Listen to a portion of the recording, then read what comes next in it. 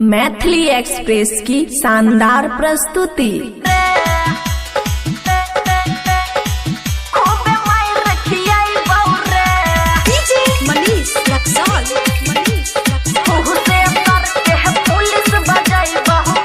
खुशी recording studio बलुआहा। DJ बजा के जोदी छौरा हमरा गाड़ देबे रे। डीजे बजा के जोदी छौरा हमरा गाड़ देबे रे। दरभंगा के पुलिस बजेबौ खूबे मार खियाइबौ रे। आ मैसी थाना के पुलिस बजेबौ खूबे मार खियाइबौ रे। डीजे बजा के जोदी छौरा हमरा डीजे बजा के जोदी छौरा हमरा गाड़ देबे रे।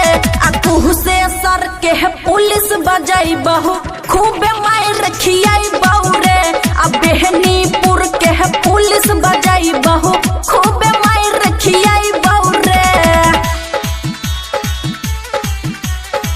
खूबे मार खियाइबौ रे।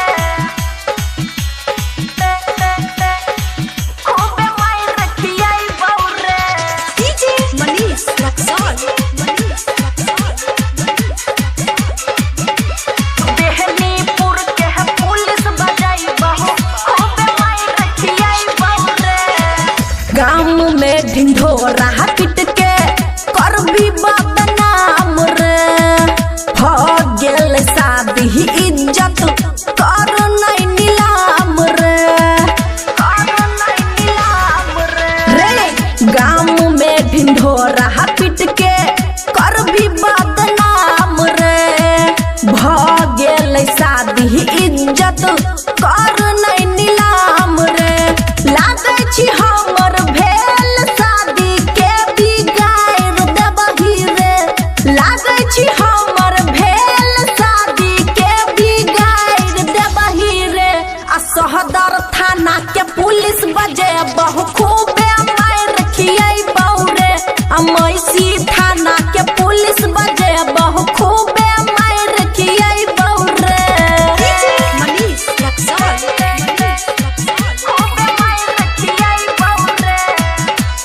खुशी रिकॉर्डिंग स्टूडियो बलुआहा। बबुआ राहुल सुन ले बात दिल खोल के। ससुरा से फोन करबो साई से झूठ बोल के। बबुआ राहुल सुन ले बात दिल खोल के।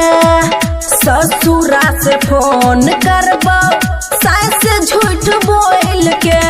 मनवा की साजल से नूर लागल सायर देबही रे। मनवा की साजल से नूर लागल सायर देबही रे। खगड़िया के पुलिस बजेबहु खूबे मार खियाइबौ रे। आ सुपौल के पुलिस बजेबहु खूबे मार खियाइबौ रे। डीजे बजा के जोदी छौरा हमरा गाड़ देबे रे। डीजे बजा के जोदी छौरा हमरा गाड़ देबे रे। आ कुहू से सर के पुलिस बजाइबहु खूबे मार खियाइबौ रे। आ बेहनीपुर के पुलिस बजाइबहु